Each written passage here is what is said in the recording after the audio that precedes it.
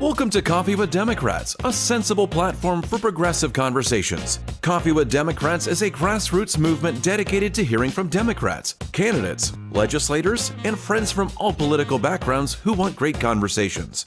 Coffee with Democrats is committed to increase Democrat voter registration and Democrat voter turnout by making voting more exciting and meaningful. And now here's your host of Coffee with Democrats, Kevin Dawson. And good morning on Coffee with Democrats. We have a special guest with us today, somebody that we're excited to be with, somebody that we really want to get to know a lot better, and that's Paula Sophia. So good morning, Paula. How are you doing this morning? I'm well. Thank you for inviting me. It's our pleasure, actually, to have you on with us. And we really appreciate you taking time out of your day and spending time with us. So I've got a couple of housekeeping announcements we need to make, and then we'll move on. But for those people who are following Coffee with Democrats and following this show, please go let all of your friends and followers on your Twitter account, your Facebook account, your YouTubes, let those people know to come and join this conversation. Come here and watch this, because we really want to get this person, Paula's story out, and we want to get more support for Paula when it comes to her campaign. And in order to do that, you can come onto Coffee with Democrats. You can look for us on YouTube Live, and that's @ Coffee with Democrats 7998. Again, that's @ Coffee with Democrats 7998. We're on Facebook Live. Again, all you got to look for Facebook is just go to Coffee with Democrats, and you'll see our blue coffee cup logo. You'll find us there, and then just go to live. You'll be able to watch us there on live. And then on Twitter, we still call it Twitter, X, whatever you want to call it. You can find us @ Coffee with Dems. That's @ Coffee with Dems, DEMS. Twitter shorted us. They didn't allow us to put the whole word Democrats in there. So we apologize for that. But again, it's @ Coffee with Dems. So good morning, Paula. We got to have a conversation with you, starting with coffee. I mean, for crying out loud, we're Coffee with Democrats, right? And, Yes. and isn't that exciting to get up first thing in the morning and have a morning beverage, and if it's coffee or coffee substitute. So talk to us a little bit about what gets you excited first thing in the morning to get up and have something flavorful to drink in the morning. Well, I'm not a morning person per se, but I do have to have my coffee first thing in the morning to get me revved up to meet the day.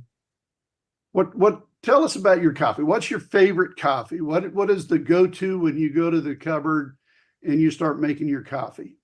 Well, we buy a bag of Peruvian coffee from Sprouts. Oh, and then we have our own grinder, and then we put it in our coffee maker. So we're kind of fancy. well, is it dark bean or dark roast? It's dark roast. You know, I know a little bit about your story and your time working in the police department. So I kind of suspected that it would be dark roast. Like myself, working long shifts, long hours, I kind of suspected that there would be something a little hardcore when it comes to drinking coffee. So Thanks for sharing that with us. Yeah. My go-to is McCafe, and I got hooked on that because of all my travels. I travel all over the United States, and there was always a McDonald's, and I was always pressed for time. I was always running late, and I'd drive through a McDonald's, and I could get me a quick cup of coffee and say, "Hey, I want a cup of coffee with 5 creamers and 5 sweeteners." They'd fix it up for me, and it tasted the same no matter where I was in the United States. And that's what I grew to love, and that's what I make now. I get the McCafe pods for the K cups, and that's what I do every day now. And my day still gets started at 5:30 in the morning. Sometimes Scott will tell you that I'll text him at 2:30, 3 o'clock whenever I wake up. I've got something on my mind, and I'm up all hours, but I still like to enjoy my first thing in the morning to have a cup of coffee. So, but thanks for being with us, Paula, and um, I'm going to just give a little bit of a rundown here. And for people to get to know Paula, I'm going to save your voice too, Paula. This is a great thing about this conversation. You get to let me talk a little bit and save your voice for later. But so let's be clear. Paula is not running for state representative of House District 88 on being a trans person. She's a multifaceted person with many interests and concerns, but her status as a trans woman compels her to address an alarming crisis. With Maureen Turner stepping down from the House, that creates a potential absence of gender diverse voices in the Oklahoma State Legislature. Now more than ever, we need all Oklahomans to be represented, especially when the GOP is doing their best to erase people of gender diversity from the public view. Paula has grown weary of self-professed allies who leave us behind when politically expedient, whose tepid support goes away when they have aspirations for a higher office. She's tired of muffled messages, the simple lack of resolve, and the self-consciousness they exhibit when interacting with us in mixed company. Young people who are experiencing simultaneously the culture shift towards acceptance of 2S LGBTQ identities and the cynical and diverse rhetoric of those who demonize them for political advantage need a strong voice to advocate on their behalf. They need to know someone is there fighting for them and is in their corner.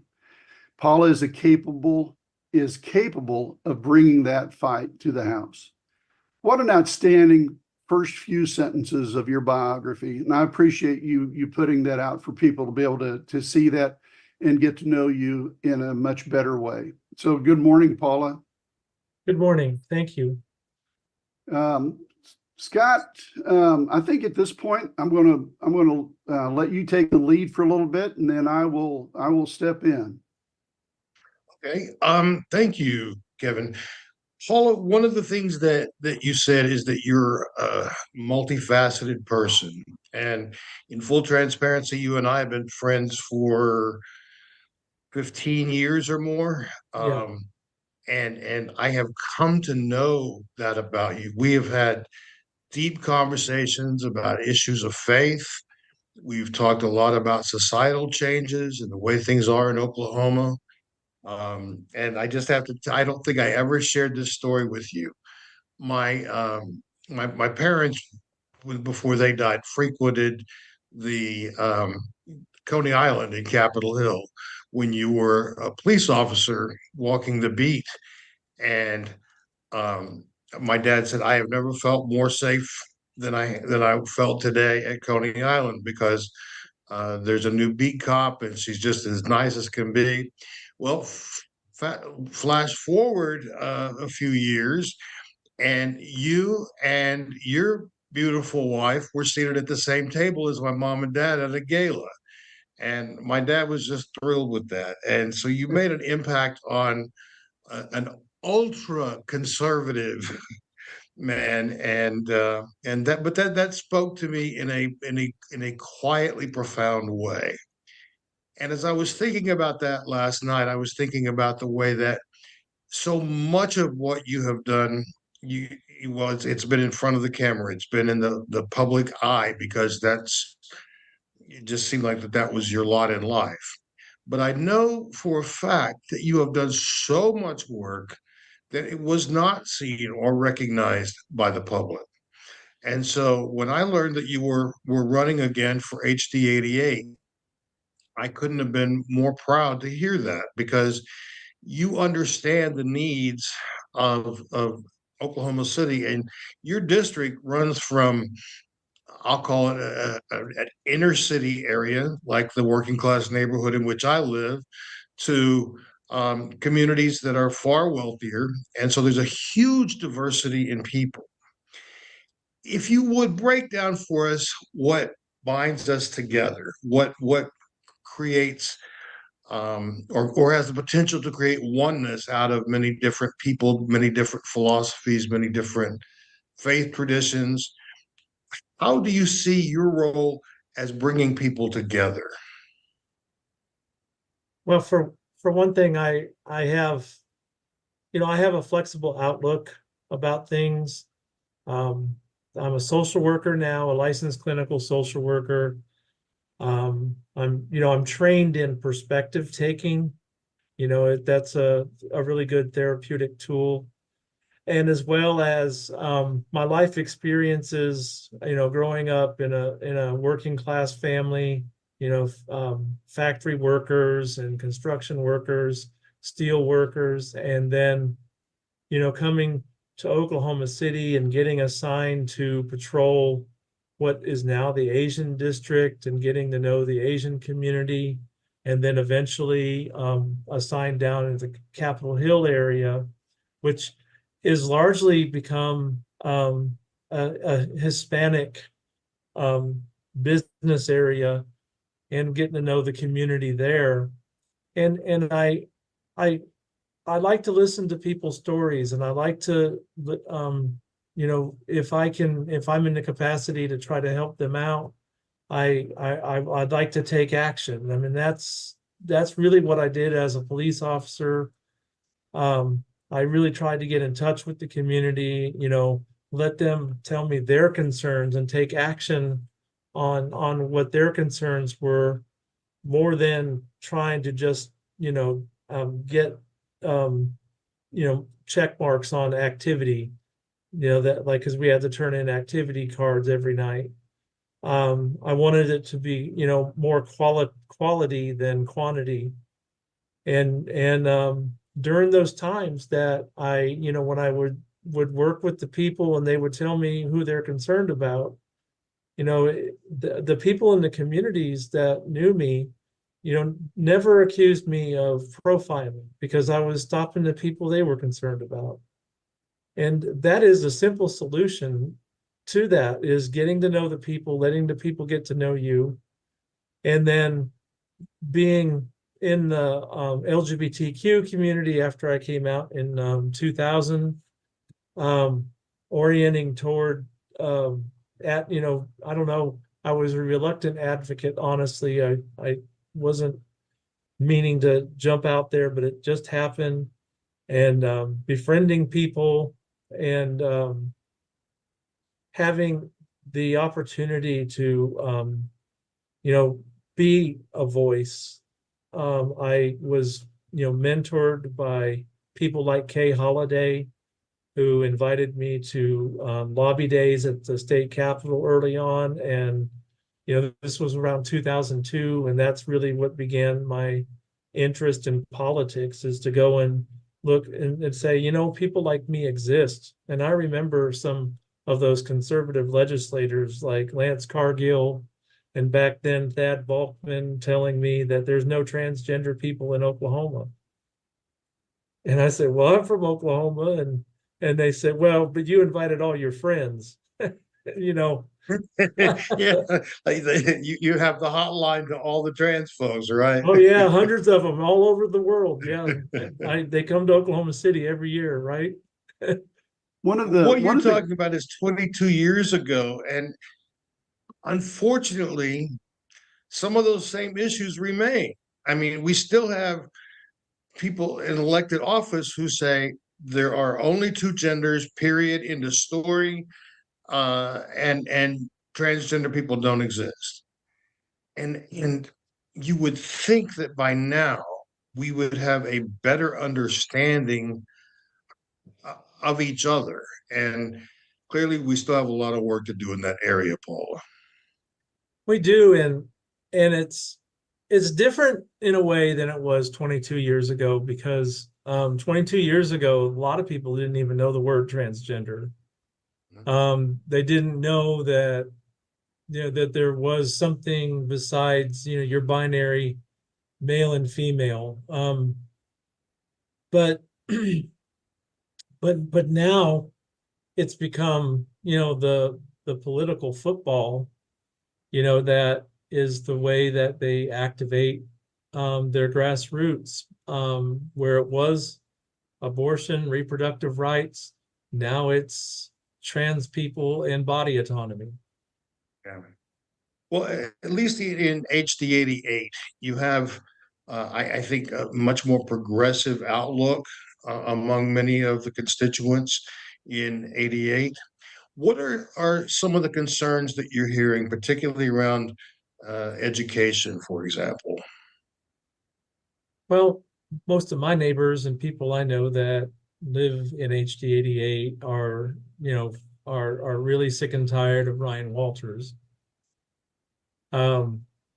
They're tired of seeing neighborhood schools closing down, to being taken over by charter schools, which maybe at the beginning of charter schools there was a useful purpose in helping to make sure that underserved students were able to get good educations. But now it's become part of the school choice platform, and it's really bleeding money and support from our public schools.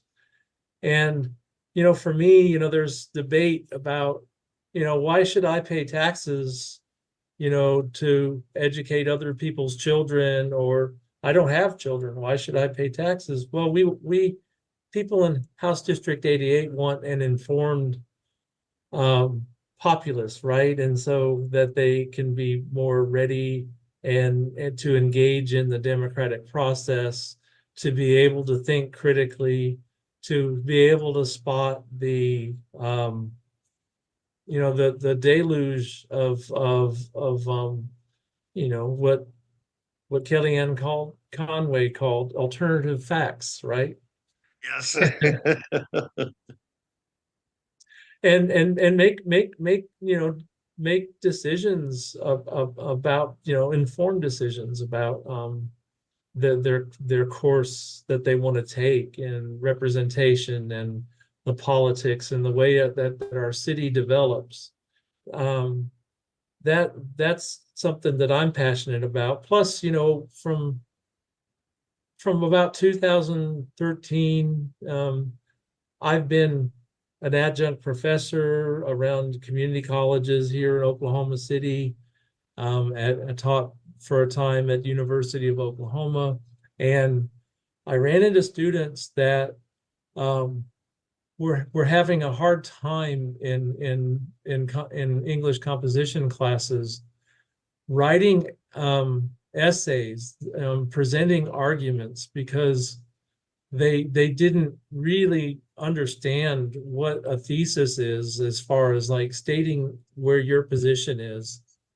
And I realized over time that a lot of students, with our emphasis on testing, we're conscientious about wanting to give the right answer. But in an argumentative essay, students are supposed to give their own answer and defend it, right? And some students had a lot of difficulty with that. And learning how to research the facts that back their opinions. And this is so typical, not only in Oklahoma, but in red states where students are have the lowest test scores in the nation, and are having the most difficulty in discerning what is vetted journalism versus a blog site that is just opinion and conspiracy theory. What is the information in journal articles and professional journals. There's a lot of students who are oriented on how we take our information, how we account for our information, and how do we use that information in a critical way. I think the next step that we ought to explore then, it leads right out of what you were just saying, and that is employment opportunities. Now, we are sadly extremely close right now today to having a new law in Oklahoma that would basically show me your papers law. And I'm already talking to people who are terrified about that. And many of these folks are actually citizens of the United States, but they're worried about their friends. They're worried about their coworkers. So that's just another layer of challenge for families um, with kids in school. You know, everyone is walking on eggshells. And how do we how do we move from that into a place of economic opportunity for all people, where a person can have one job and put a roof over their family, feed their family, instead of two or three or four jobs that pay minimum wage each?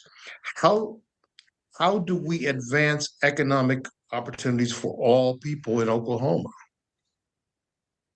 There's no simple answer to that, Scott. I mean, the the systemic and issues are are very complicated. But for one thing, though, we've seen over the last 40 years that the trickle down economics has not trickled down to working people. I wasn't fooled by it 40 years ago at the beginning of the Reagan administration. Um, and then over time, it's just proven to be increasingly lopsided. And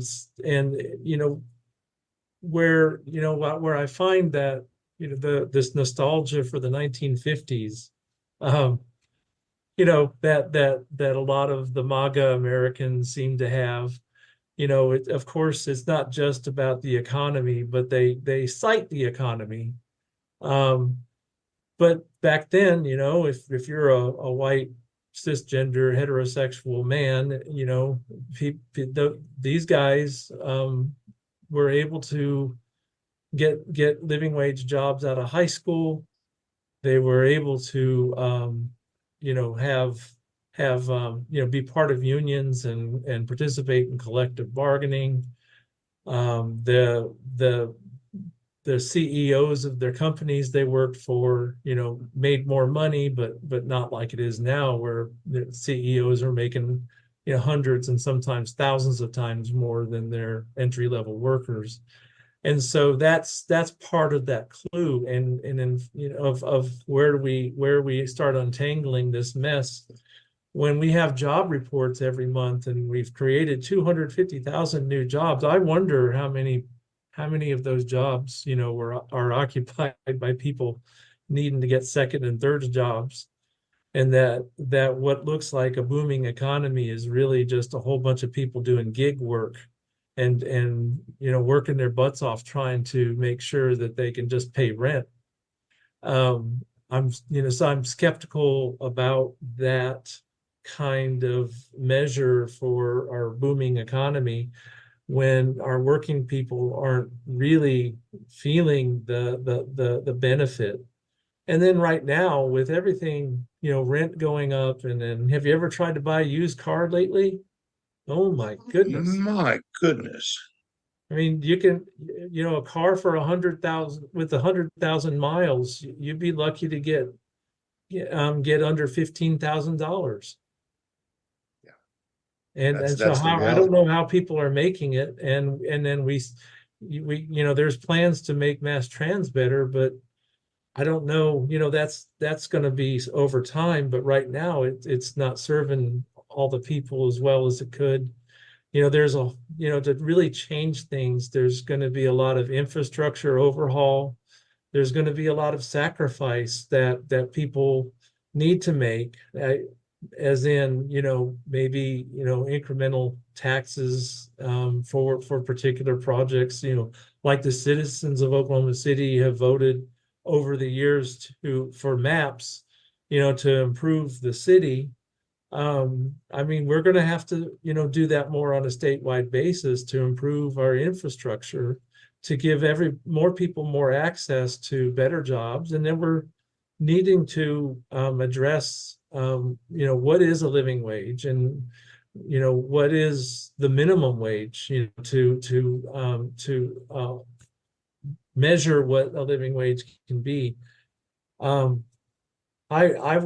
want to be a strong advocate to, give everybody a fair chance to be able to afford a home, afford transportation, or have access to transportation, to be able to save a little money for their children to go to college or for whatever purpose they have, and to be able to take a vacation at least once a year for a substantial amount of time where they can really, have real recreation. That is the American dream, if I've ever heard of it. And it's not that everybody deserves huge opulence or anything like that, but people who are willing to work, and most people I know are, deserve to have the opportunity to be able to have, not just survive, but have a good life, to thrive. I'm so grateful that you began that answer the way you did, saying that there's no easy answer. But the way you summed it up is, yes, we all have the right to expect that we can live our lives with some modicum of success, where a vacation is not just a dream, but is a reality. I know too many people that just don't take time off work because they can't. So I really appreciate that so much. Thank you for that. Yeah, too many employers, give people, personal paid days off, and that includes everything: vacation, sick, all that. And so there's not, if they have to take off sick to take care of their children, or if they have to take off sick because they themselves have gotten sick. And right now with, post COVID and arguably still COVID going on, people are more conscientious about not wanting to go to work and risk spreading something to their coworkers. And so there's a higher volume of people calling in when they're sick, as they should, but then that eats up those personal paid days, right? And it becomes a hamster wheel you can never get off. Scott, if you don't mind, I'm going to kind of step in here just a little bit, and you guys have had such a wonderful conversation, and it's been great to sit back and watch this conversation take place and the interaction. I really appreciate both of you and the conversation, give and take, that you've had on that. I'm just kind of curious about your candidacy a little bit more, in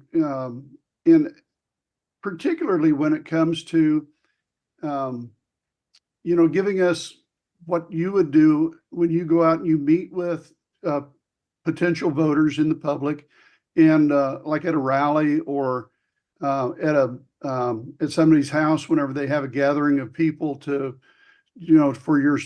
are supporting you. So give us your best prepared candidate speech and why voters should vote for you. Well, voters should vote for me because I'm a known strong voice for House District 88. I'm a known quantity to many people.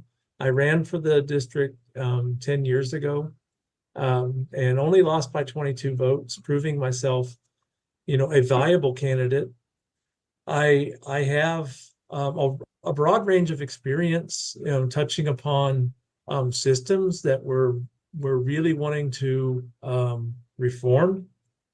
I have strong opinions about things that we need to do in criminal justice reform, and in particularly police reform. I have strong experience working with people who are struggling with mental illness.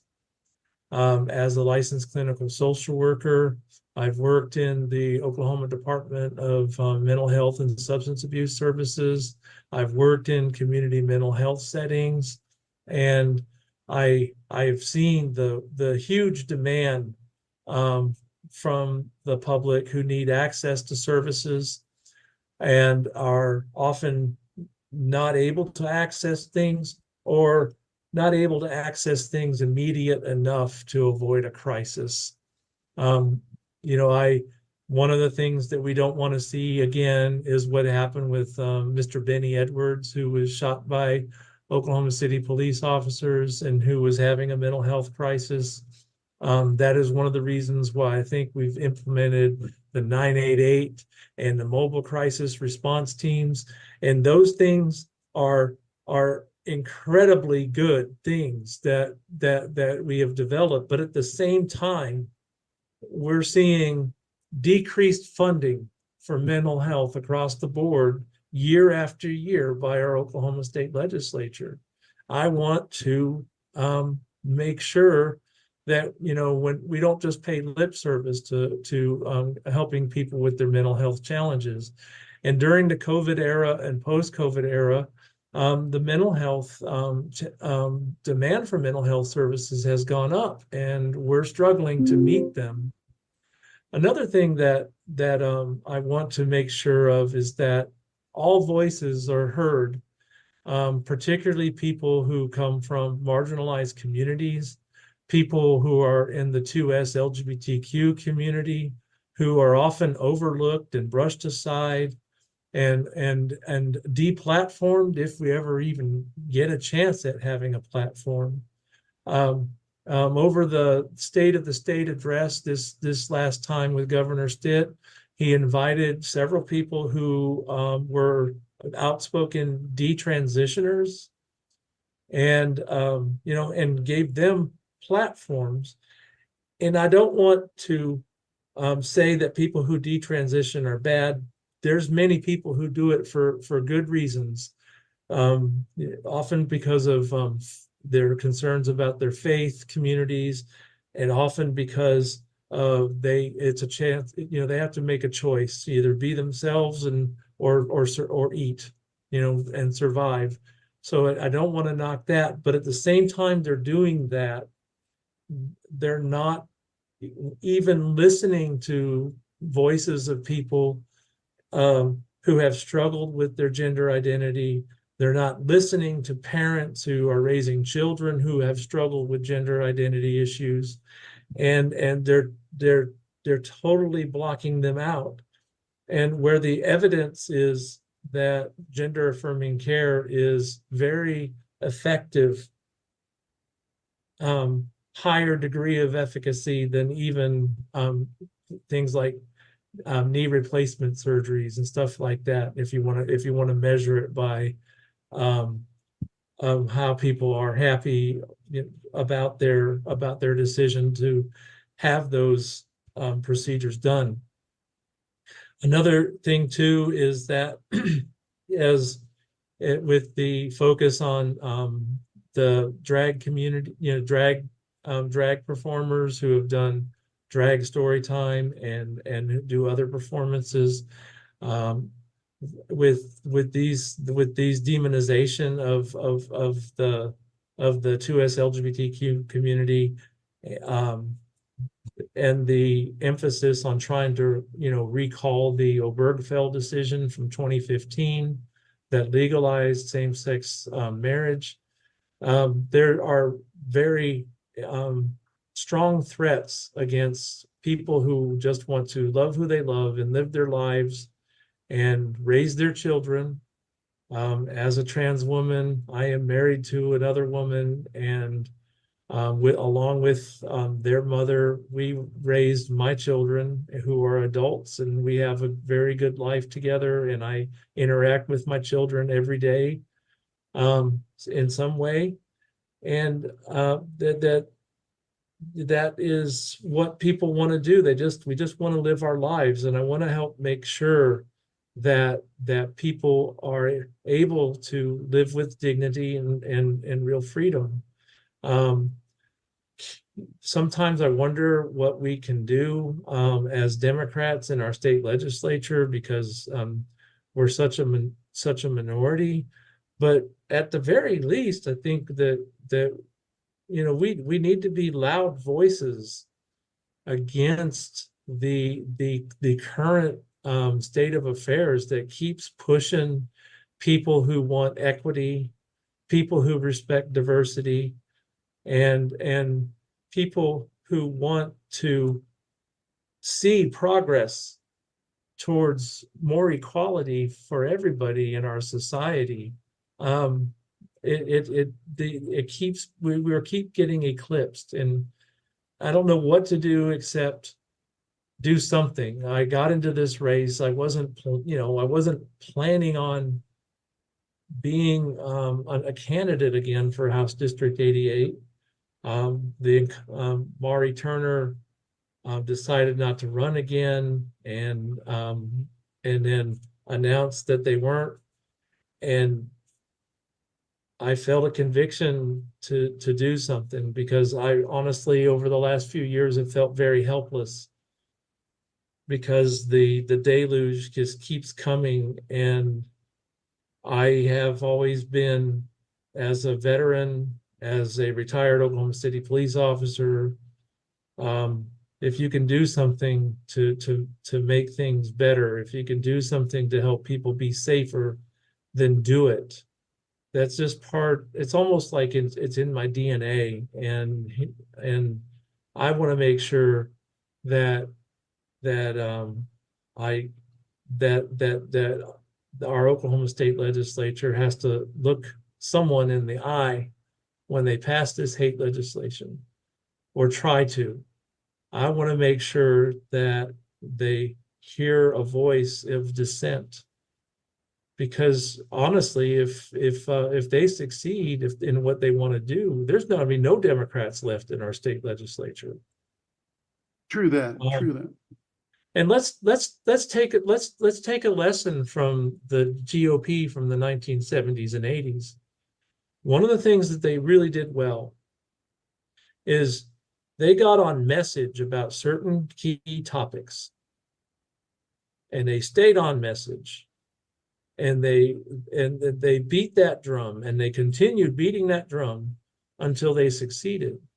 The Democrats have yet to really do that, to really get on message about what we represent as a party, and instead of just being concerned about winning the next election, about being concerned about getting that message and pounding it and telling people we represent fair-minded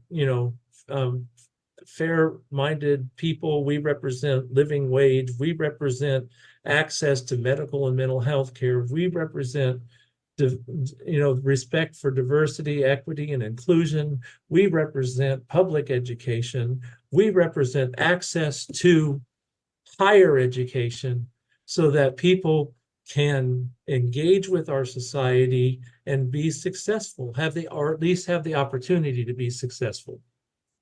I think that what you just said is kind of the drumbeat that I've been hearing for the last few years, maybe not to the degree that we should, but it is that constant, as Democrats, we are a big tent party.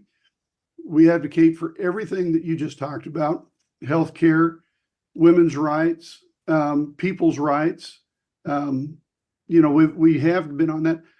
But going back to what you said earlier about the Republican Party, it seems like their drumbeat that they jumped on in the 1970s and 80s, and during the Reagan era, and also during the Bush 1, Bush 2 era, it was about culture wars. It was about attacking and trying to control people. And that's the thing that I think attracts a few people, but a lot of people are pushed off by it, or pissed off by it, I should say. I'm sorry, because it marginalizes so much of a big part of our population. First and foremost, please correct me and challenge me on this, and call me out on if I say something ignorant here. But when it comes to LGBTQ, people within that category or categories are in every single neighborhood, in every single city, in every single county, in every single state throughout the entire United States and clear around the world. Yes. You're not going to get rid of them. these culture wars that the Republican Party continue to push, when they get them passed, just like we saw with the Dobbs decision, they're like a dog that has run into the back of a bumper. They finally caught the car, but now they don't know what the hell to do with it. Exactly. So, and that's what really torques me off about Ryan Walters. Here he is, he's beating his drum, and he makes an idiot of himself every single day by pushing these culture wars. If the dumb son of a bitch ever finds a car and it sticks, he won't know what the hell to do with it. He'll come away with a bloody face because the guy doesn't know what to do with what he's going to do, what he's going to do next. And again, the Republican Party, Scott and he hears me say this all the time. The Republican Party is about controlling people and controlling the will of the people. The Democratic Party is the party who wants to do the will of the people. I agree. I agree. So again, that's kind of my take on that. And as a person who grew up in the 1960s and 70s, who I saw my uncle, my mother's brother, older brother, who came out of World War II, was a highly decorated Navy sailor, was basically relegated to living in a small town of Yuma, Arizona, in a small community where he could be gay with his friends. Yeah. And in a community of other gay people. Yeah. Without communication with his mother, my grandmother, my mother, and his other brothers, because he was basically ostracized. And that's wrong. We should, and my only visit that I had with him when he was still alive, it was a wonderful eye-opening awakening to me. And it was, I was young. I'm going to preface that. I was young. I was in, maybe a young teenager. But I felt like, here's a man who basically just wants to love who he wants to love. And we hear that today, but it resonates back to what I was thinking at the time. It's like, why isn't my mother and my other uncles, why are they holding him, hostage for the life he wants to hold? And then when I got married, and my wife's aunt, who is also in a gay relationship, and finally got married to the love of her life, and we love that family to death now. It's kind of changed, and we're seeing the dynamic change and shift. And I think as a society, we have that acceptance, even among conservatives. We're seeing that acceptance with people who don't have and I don't even want to call it a traditional lifestyle, because, you go back in time, throughout history, if it's written, there will be discussion about, people back then, they called it homosexuality or alternative sex, but, and then in the Bible, they referred to it as a eunuch. So, it's so strange to me to enforce that. And one of the last thing I want to talk about when it comes to the conservative movement, they always talk about what the forefathers of the United States did when they were building the United States. And the one thing that I want to challenge every conservative to is when they talk about our founding fathers. And one of the greatest founding fathers in the United States history is Benjamin Franklin, and his association with Chevalier d'Eon in France, and how that impacted the French government in order to support the United States and actually brought about an end to the Revolutionary War. It's mind-boggling that we don't want to accept or even have that part of our history no more. Yeah. So you've heard my rant. It doesn't fit the broad narrative that they're pushing. Right. Obviously. So you've seen my rant, and I just texted Scott yesterday. People piss me off, and the reason that I become so passionate about it is people choose ignorance over facts. Yeah, they do, and it's really disappointing. So, Kevin, you make an excellent point, and one of the things that I've observed over the last couple of sessions, particularly, is our Democratic elected officials are actually standing up. They're saying, wait a minute, no, this is wrong. You need to listen to this. I'm thinking about some of the strong voices that we have. And Paula, that's why I think it's so important to add more Democrats from all over the state, but particularly right here where so much, I will say this, I think there is a lot that is lying in the balance right now. We can move in one direction and make this a city and a state that people look at and say, okay, I wouldn't mind living there. Or we can make it a place where people say, hell no. And right now, we're still in that hell no phase. So I think that adding your voice to the voices that are already being lifted up will be a powerful, powerful move for the state of Oklahoma. Well, thank you, Scott.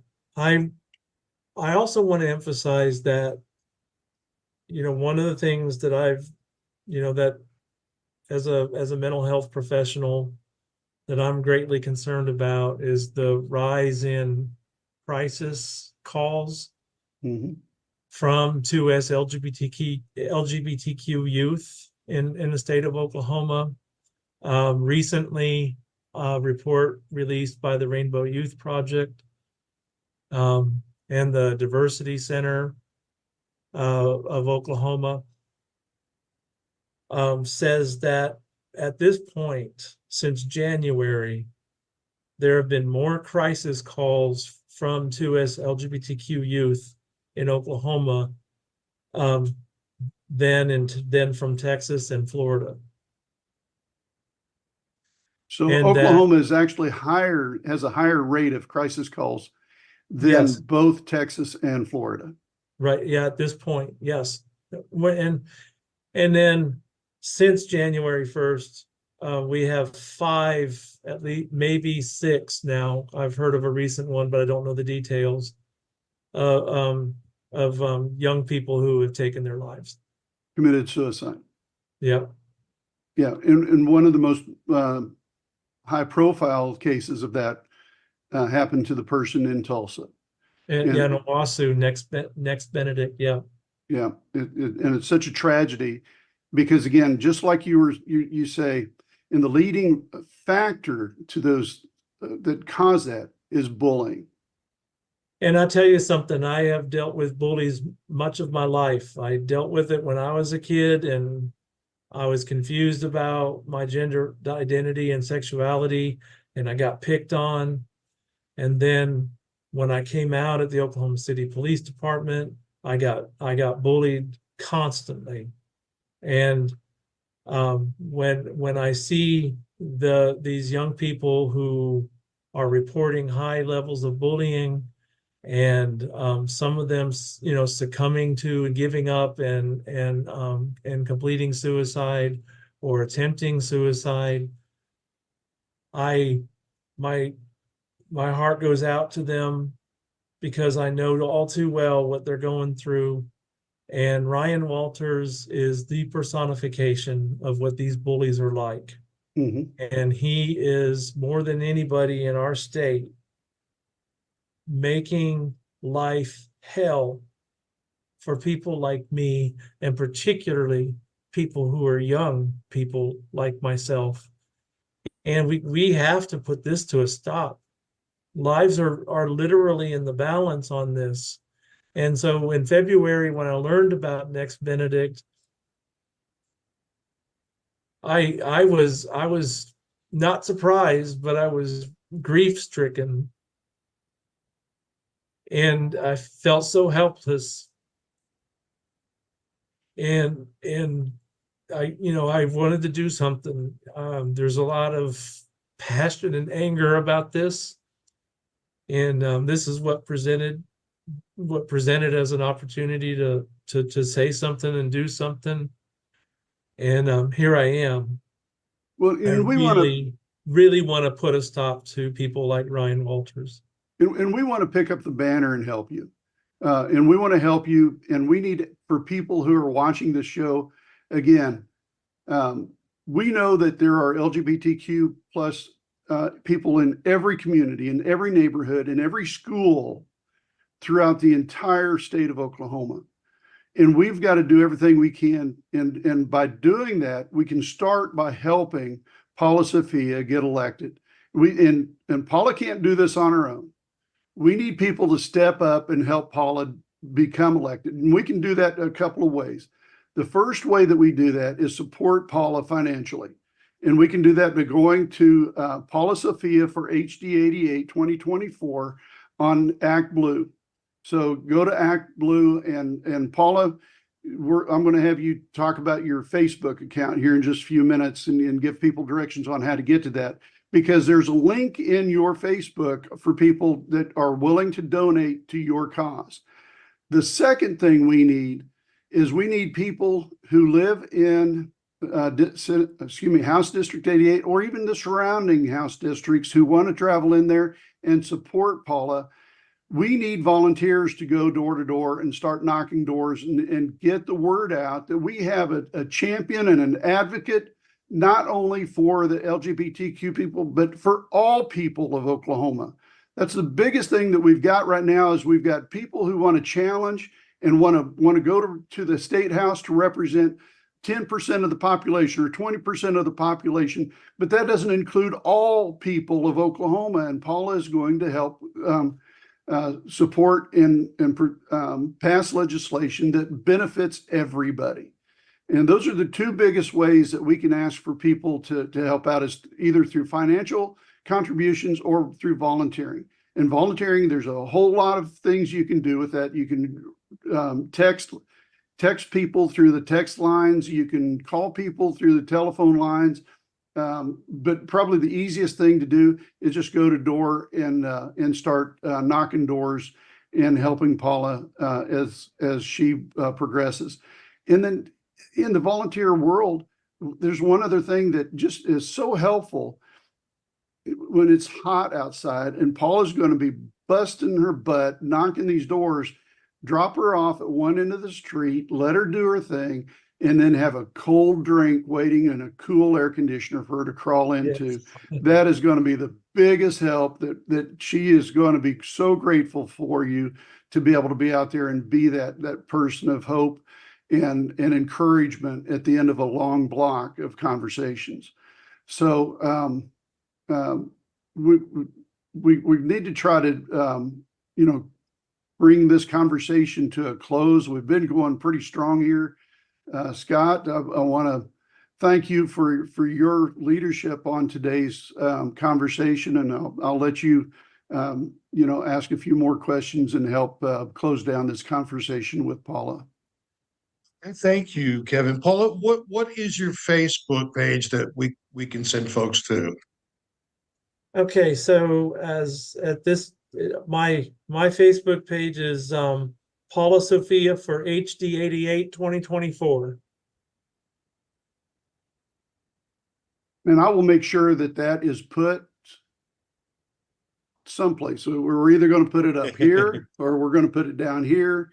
But right now, you should be seeing that in the live stream. Okay, thank you. You have really encouraged me in this conversation. I'm honored by your friendship and would be so pleased to have you representing me at the State House. Your candor, your compassion, it's just so, it's you, and that's one of the things I love most. Everything you said today is not coming from a politician. It's coming from a fellow Oklahoman who cares about fellow Oklahomans. And I'm just so grateful that you are making this sacrifice. And I just want to say that this is not just a sacrifice for you, it's also a sacrifice for your wife. And I know it's a big push-pull. And so thank you for that. And we'd like to have you round us out with any closing thoughts you may have for people to take away today. Well, I guess in closing, I want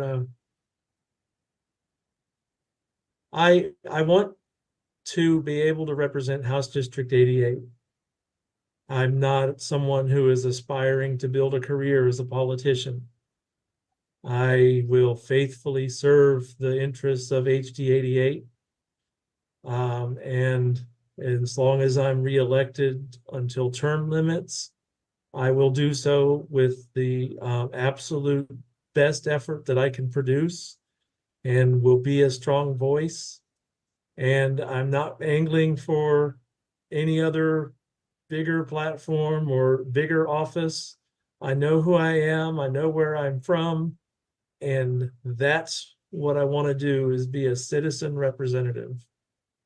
What an awesome, a citizen representative. How there isn't a more powerful description of who you are.